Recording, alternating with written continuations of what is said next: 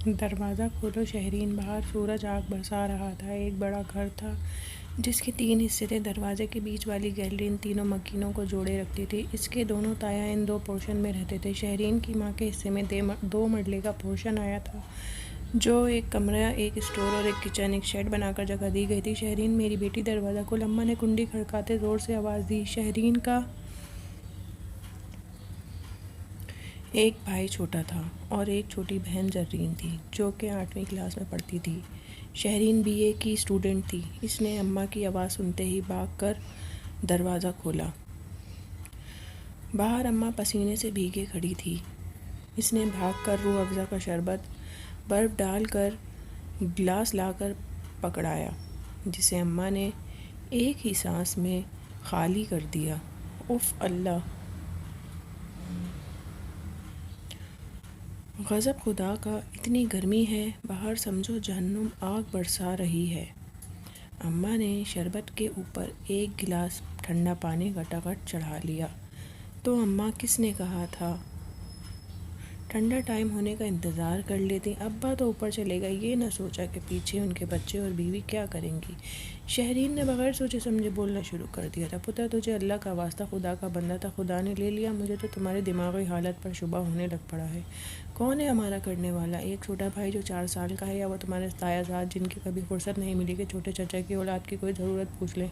شہرین کے دونوں تایا نوکری پر تھے۔ انہوں نے حصے میں جو 2 مرلے ملے تھے، اس میں 5 مرلے کا ساتھ والا گھر خرید کر بہت اچھا سیٹ کر لیتے۔ ان کی ایک بیٹی سارہ، جو کہ بڑی مغرور نکچڑی تھی، کالج کی اسٹوڈنٹ تھی، MA کر رہی تھی، اور ایک بیٹا اصغر تھا، جو کہ پرائیویٹ جاب کر رہا تھا، اور دوسرے تایا جن کا نام اصغر تھا، ان کے 2 بیٹے تھے۔ ایک بیٹا FA کر کے کویت چلا گیا، اور دوسرا بیٹا اجمل تھا، جو کہ میٹرک کا طالب علم۔ تایا کی بازار میں پنساری کی دکان تھی، جو خوب چلتی تھی، مگر شہرین کے بابا ایک سرکاری دفتر کے ملازم تھے۔ ان کی ہارٹ اٹیک ہونے سے وفات ہو گئی تھی۔ اب ان کی پینشن ان کی بیوہ کو ملتی تھی، جو شہرین کی والدہ جیسے تیسے کر کے اس پینشن سے گزر بسر کر رہی تھیں۔ اماں آخرکار اٹھ کر بڑبڑاتی برآمدے میں چلی آئیں، اور گھر گرر گرر کی آواز سے پیڈسٹل فین چلنے لگا، وقت پر لگا کر اڑنے لگا۔ وقت کا کام تو گزر ہی جانا ہے۔ شہرین نے BA کر لیا اور ایک پرائیویٹ اسکول میں جاب کر لی۔ زرین نے میٹرک کر لیا اور کالج جانے لگی۔ اچانک ایک رات اماں کی طبیعت خراب ہوئی۔ شہرین نے بھاگ کر تایا اکرم کا دروازہ بجایا۔ رات کے 3 بجے انہوں نے دروازہ نہ کھولا تو شہرین بھاگ کر دوسرے تایا کے گھر چلی گئی، جو کہ نیند میں تھے۔ بڑبڑاتے ہوئے آئے، شہرین کے پیچھے گئے کہ کیا ہوا ہے؟ تو شہرین نے کہا کہ اماں بے سدھ پڑی ہیں۔ انہوں نے اجمل سے کہا کہ چلو بھائی، ان کو کہیں باہر لے چلیں، ایک تو لوگ سونے بھی نہیں دیتے۔ شہرین دروازے پر دھاڑ دھاڑ کر رو رہی تھی۔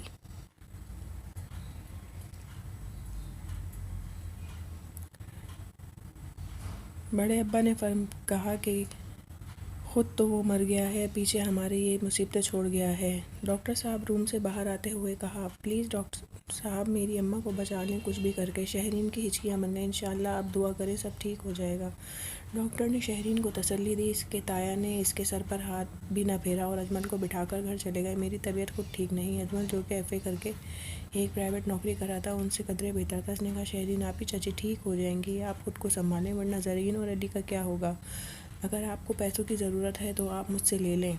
شہرین نے کہا، شکریہ بھائی، آپ نے اتنا کہہ دیا بہت ہے۔ ابا کی پینشن اور میری تنخواہ کے کچھ پیسے پڑے ہیں، ابھی ضرورت نہیں، انتظار کرتے ہیں۔ صبح ہو گئی کہ اچانک ڈاکٹر نے نکلتے ہوئے کہا، آپ کی امی کا آپریشن کرنا پڑے گا، سرجری کرنی پڑے گی، اس کے لیے 10 لاکھ روپے لگیں گے، ورنہ آپ اپنی اماں کو لے جائیں، ان کا دل بہت کمزور ہو چکا ہے۔ شہرین نے گھبرا کر اجمل کی طرف دیکھا کہ 10 لاکھ کہاں سے آئیں گے؟ ان کے 2 مرلے کے پورشن کو بیچ کر بھی اتنے پیسے نہیں ملیں گے۔ اس نے اجمل سے کہا، مجھے گھر لے چلو۔ گھر جا کر شہرین نے دونوں تایا کی منت سماجت کی، آپ یہ پورشن اپنے نام کروا لیں اور اماں کے علاج کے لیے پیسے دے دیں۔ تم کو تو پتہ ہے کہ میرا سارا پیسہ گھر پر لگ چکا ہے۔ بڑے تایا نے فوری کوڑا جواب دیا۔ تو چھوٹے تایا کیوں پیچھے رہتے؟ انہوں نے کہا، میں نے اپنا سارا پیسہ افضل پر لگا کر اسے کویت بھجوایا ہے۔ شہرین کی التجا کو سب نے نظر انداز کر دیا تو شہرین نے عجیب سی نظروں سے ان کو دیکھ کر اجمل کے ساتھ ہاسپٹل چلی آئی۔ میرے ذہن میں خیال آ رہا ہے، کیوں نہ بھائی افضل سے رابطہ کر کے بات کروں؟ اب تو انہوں نے کافی پیسہ کما لیا ہوگا۔ اجمل نے کچھ سوچتے ہوئے شہرین سے کہا، جب کوئی کام نہ آیا تو وہ کیا کام آئیں گے؟ شہرین نے بے اعتباری سے کہا، لیکن عطائی مبارک و شہرین آپی افضل بھائی پیسے بھیج رہے ہیں، کل تک پہنچ۔ کیا کہہ رہے ہو تم؟ شہرین آنسو پیتے ہوئے حیرانگی سے بولی، ڈاکٹر صاحب میری اماں کا آپریشن شروع کریں۔ ایڈوانس میں 2 لاکھ جمع کروا رہی ہوں، باقی انشاءاللہ کل تک پیسے دے دوں گی۔ اماں کا آپریشن ٹھیک ہو گیا۔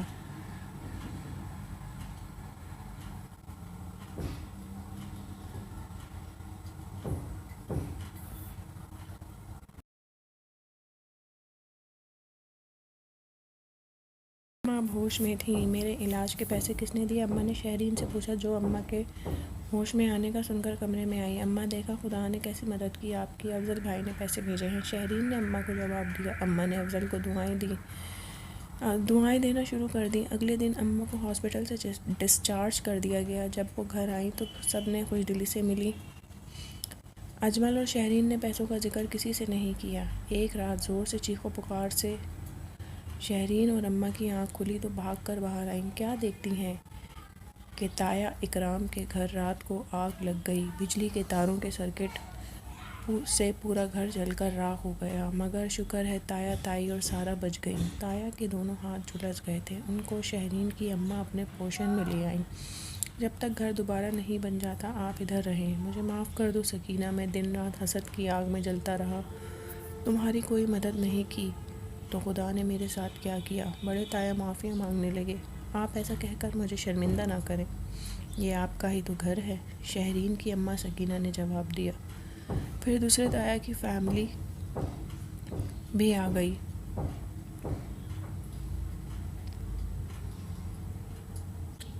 اور ہاتھ جوڑ کر کہا، مکافات عمل ہے، اگر ہم کسی کے کام نہ آئیں تو کل ہمارے بھی کوئی کام نہیں آئے گا۔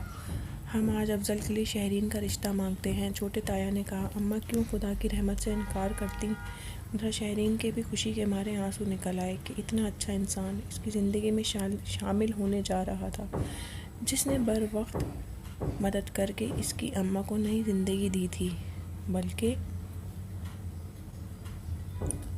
اس نے دونوں گھروں کی آنکھیں بھی کھول دی تھیں۔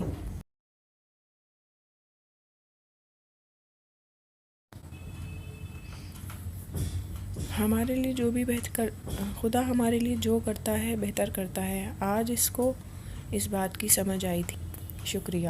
اگر آپ کو ہمارا چینل پسند آیا ہو تو آپ اسے لائک اور سبسکرائب ضرور کر دیجیے گا۔